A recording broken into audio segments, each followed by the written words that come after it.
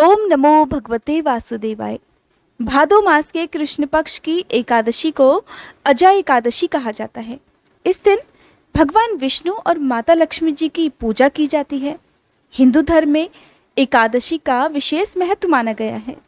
प्राचीन शास्त्रों के अनुसार हर सनातनी को एकादशी का व्रत अवश्य रखना चाहिए। एकादशी महीने में 2 बार आती है, एक कृष्ण पक्ष में और एक शुक्ल पक्ष में। भाद्रपद मास के कृष्ण पक्ष की एकादशी जो कि अजा एकादशी है, इस बार कब है, एकादशी की तिथि कब से कब तक रहेगी, व्रत खोलने का सही मुहूर्त कब से कब तक रहेगा, इस दिन सूर्योदय, सूर्यास्त और चंद्रोदय का समय क्या रहेगा, साथ ही आज के इस वीडियो में आप जानने वाले हैं एकादशी की संपूर्ण पूजा विधि और व्रत से जुड़े कुछ अनिवार्य नियमों के बारे में। श्री कृष्ण जन्माष्टमी के बाद पड़ने वाले इस एकादशी व्रत को कामिका या अन्नदा एकादशी भी कहा जाता है। साथ ही इस दिन भगवान विष्णु के उपेंद्र स्वरूप की पूजा की जाती है और रात में जागरण भी किया जाता है। मान्यता है कि अजा एकादशी का व्रत रखने से या इस दिन के नियमों का पालन करने से जीवन की तमाम समस्याएं दूर हो जाती हैं और सुख समृद्धि की प्राप्ति के साथ ही जाने अनजाने में किए गए हर प्रकार के पापों का नाश होकर ऐसा व्यक्ति अंत में मोक्ष प्राप्त करता है। एकादशी का व्रत रखने वाले भक्तों को एक दिन पहले दशमी तिथि के नियमों का पालन करना चाहिए। शाम को सूर्यास्त के बाद अन्न ग्रहण नहीं करना चाहिए। दशमी तिथि को बैगन या मसूर की दाल का सेवन या लहसुन प्याज के बने भोजन का सेवन नहीं किया जाता है। तुलसी दल भी दशमी तिथि को ही तोड़कर रख लिए जाते हैं। सूर्यास्त के बाद तुलसी दल नहीं तोड़ने चाहिए।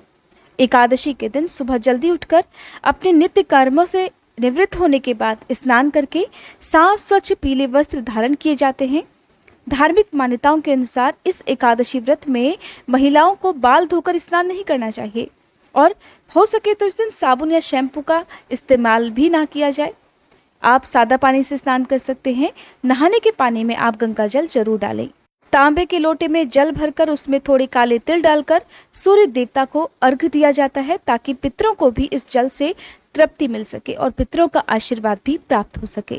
फिर एक चौकी पर साफ पीला वस्त्र बिछाकर उस पर भगवान गणेश जी की, भगवान विष्णु की और माँ लक्ष्मी जी की मूर्ति या तस्वीर की स्थापना की जाती है। भगवान विष्णु को चंदन का तिलक लगाकर फूल, माला, मौसमी फल और नैवेद्य, सूखे मेवे आदि अर्पित किए जाते हैं। ध्यान रहे कि आज के व्रत में चावल का प्रयोग नहीं किया जाता है, ना ही भगवान विष्णु को अक्षत लगाए जाते हैं। पूजन करने के साथ ही भगवान विष्णु को भोग में तुलसी दल जरूर अर्पित किए जाते हैं। बिना तुलसी दल के भगवान विष्णु अपना कोई भी भोग स्वीकार नहीं करते हैं। पूजा करने के साथ ही इस दिन विष्णु सहस्त्र नाम का पाठ, विष्णु चालीसा का पाठ करना चाहिए। एकादशी व्रत में सरसों के तेल का दीपक ना जलाकर घी का या फिर तिल के तेल का दीपक जलाया जाता है। भगवान को पंचामृत से स्नान करवाया जाता है। स्नान करने के साथ ही जो भी व्रत करने वाले भक्त होते हैं उन्हें अपने और परिवार के सभी सदस्यों के अंगों पर इस चरणामृत को छिड़कना चाहिए और उसी चरणामृत का पान भी करना चाहिए। साथ ही व्रत की पूजा करने से पहले आपको व्रत रखने का संकल्प भी लेना चाहिए। संकल्प लेकर किया गया व्रत जल्दी फलित होता है। पूजा के समय व्रत की कथा पढ़कर सुनकर सबसे अंत में आरती करके क्षमा याचना की जाती है। इसके साथ ही दिन भर भगवान विष्णु का ध्यान करके रात को एक बार फिर से पूजा की जाती है। रात के समय भगवान विष्णु की मूर्ति के पास ही सोना चाहिए। धरती पर बिस्तर बिछाकर सोना चाहिए। बिस्तर साफ सुथरा हो, उस बिस्तर का त्याग करना चाहिए जिस पर आप डेली सोते हैं। साथ ही रात के समय भगवत गीता का या भागवत कथा का पाठ या श्रवण करना चाहिए। जितनी देर तक हो सके उतनी देर तक रात्रि जागरण करके अगले दिन सुबह शुभ मुहूर्त में द्वादशी तिथि को आप विधिवत पूजा करके ब्राह्मणों को यदि संभव हो तो उन्हें भोजन कराएं या फिर मंदिर में दान दक्षिणा देकर देवी देवताओं का आशीर्वाद प्राप्त करके आपको अपना व्रत खोलना चाहिए। ध्यान रहे, द्वादशी तिथि को भगवान को केवल शुद्ध सात्विक भोजन का ही भोग लगाया जाता है। इस दिन भी आप भगवान विष्णु को शुद्ध सात्विक भोजन के अलावा फलों का रस, दूध, दही, घी, शक्कर, मक्खन आदि का भोग लगा सकते हैं। ध्यान रहे, द्वादशी तिथि को भी भगवान को तुलसी दल जरूर अर्पित करें। एकादशी के दिन तुलसी जी में जल अर्पित नहीं किया जाता है, लेकिन द्वादशी तिथि की पूजा करने के बाद द्वादशी तिथि को तुलसी जी के गमले में जल अर्पित करें, धूप दीपक जलाकर तुलसी माता की आरती करें। कहते हैं जिस घर में एकादशी के दिन और नियमित रूप से तुलसी माता की पूजा करके धूप दीपक जलाया जाता है, वहां पर सदा भगवान विष्णु के साथ साथ माँ लक्ष्मी जी की कृपा भी बनी रहती है। एकादशी के दिन किसी प्रकार का झूठ, चोरी, पाप, निंदा जैसे काम नहीं करने चाहिए, ना ही नाखून बाल आदि काटने चाहिए। इस दिन आप अपनी सामर्थ्य के अनुसार कुछ न कुछ दान दक्षिणा जरूर दें। द्वादशी तिथि को व्रत हमेशा दान देने के बाद ही खोला जाता है। यदि आप मंदिर में दान देने की स्थिति में नहीं हैं तो आसपास कोई निर्धन व्यक्ति, जरूरतमंद व्यक्ति हो तो उन्हें आप दान की सामग्री दे सकते हैं। गौ माता को भोजन देकर, फलिया मिठाई देकर आप अपना व्रत खोल सकते हैं। अपनी छत पर चिड़ियों के लिए दाना पानी रखकर, चींटियों को आटा शक्कर देने के बाद भी ये व्रत खोला जाता है। किसी न किसी रूप में आपको खुद भोजन ग्रहण करने से पहले दान जरूर देना होता है। यदि दान की सामग्री आपके घर में आपने रखी हुई है, अलग से निकाल कर आपने उसकी भी द्वादशी के दिन पूजा की है, तो फिर शुभ दिन में ही यानी कि द्वादशी तिथि को शाम तक या अगले दिन तक भी आप इस सामग्री का दान जरूर कर लें, क्योंकि दान की सामग्री को अपने घर में यदि ज़्यादा दिन तक रखा जाता है तो उसका नकारात्मक प्रभाव दिखाई देने लगता है। द्वादशी तिथि को हल्दी का, नमक का, काले तिलों का, सफ़ेद वस्त्रों का, अन्न का और दक्षिणा का दान देने से ये व्रत पूर्ण माना जाता है। एकादशी और द्वादशी तिथि को अपने घर के मुख्य द्वार पर पितरों के नाम से भी एक दीपक जलाना चाहिए। कहते हैं कि एकादशी का व्रत रखने से यदि पितर नरक में है, पितरों का अंतिम संस्कार ठीक से ना हुआ हो, घर में यदि पितृदोष लगा हो तो वह दोष भी दूर हो जाता है। एकादशी के व्रत में ना तो घर में चावल बनते हैं और ना ही चावल से बनी कोई भी सामग्री का सेवन परिवार के सदस्यों द्वारा किया जाता है। जिस तरह से एकादशी का व्रत संकल्प लेकर प्रारंभ किया जाता है, ठीक उसी तरह से द्वादशी तिथि के दिन भी दान देने का संकल्प लेना चाहिए। दान अगर संकल्प लेकर किया जाए तो वो दान जरूर पुण्य देता है, साथ ही उस दान का अक्षय गुना पुण्य आप और आपके परिवारजनों को भी प्राप्त होता है। अब जानते हैं तिथि और शुभ मुहूर्त के बारे में।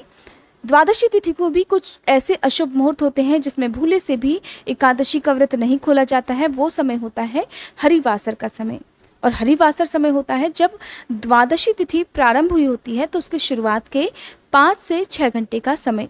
अक्सर लोग बहुत सारे नियमों के साथ एकादशी का व्रत तो रखते हैं, लेकिन उन्हें शुभ मुहूर्त की जानकारी नहीं होती है, तो ऐसे में व्रत का पालन वो किसी भी समय कर लेते हैं।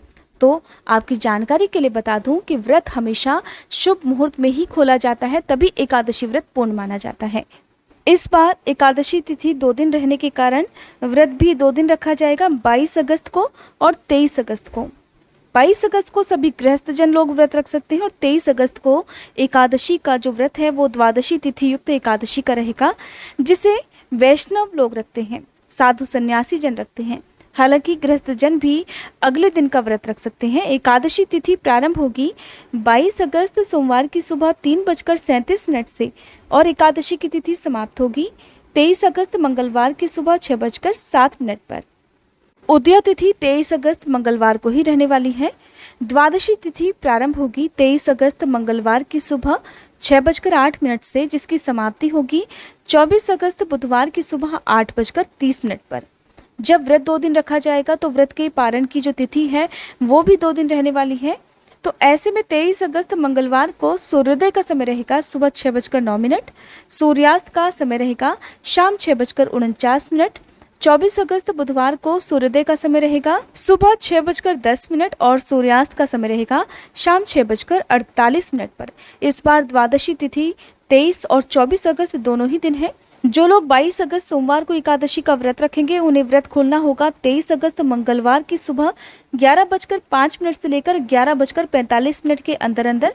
यदि आप इस शुभ मुहूर्त में व्रत नहीं खोल पाते हैं तो फिर दोपहर में 1:05 से लेकर 1:45 तक भी आप अपना व्रत खोल सकते हैं, क्योंकि सुबह को 11:05 से लेकर इस दिन हरिवासर का समय रहेगा, जिस समय एकादशी का व्रत नहीं खोला जाएगा। जो लोग भी 23 अगस्त मंगलवार के दिन एकादशी का व्रत रखेंगे उन्हें व्रत खोलना होगा 24 अगस्त बुधवार को सुबह 6:11 से लेकर सुबह 8:30 के अंदर अंदर।